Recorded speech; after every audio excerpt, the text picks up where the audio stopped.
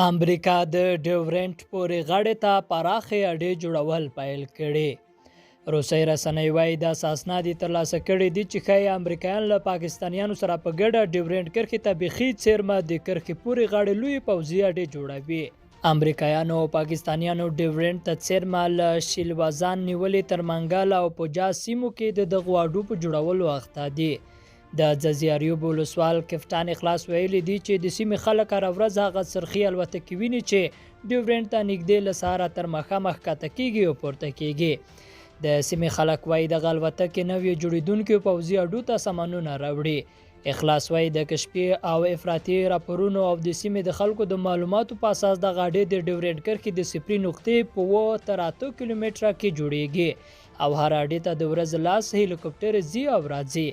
دی وایي د دغو اډو جوړولو له څه مودې راهیسې پیل شوي دي او هر یو یې په لوګر د امریکایانو تر پوځي اډې لویه اډه ده. امریکا تر دې وړاندې ویلي و چې له افغانستان نه تر وتو وروسته به د افغانستان وضعیت له دغه هیواده د باندې د امریکا له اډو څاري، خو د اوسنیو ادعاو په اړه یې لا څه نه دي ویلي. څو ورځې وړاندې د پاکستان د بهرنیو چارو وزیر شاه محمود قریشي او ځینو نورو پاکستاني چارواکو ویلي وه چې امریکا ته اډې نه ورکوي، خو پاکستان کې د امریکا د پوځي اډو جوړېدلو ته د پاکستان له ډېرې اوږدې مودې زړه تخني ده.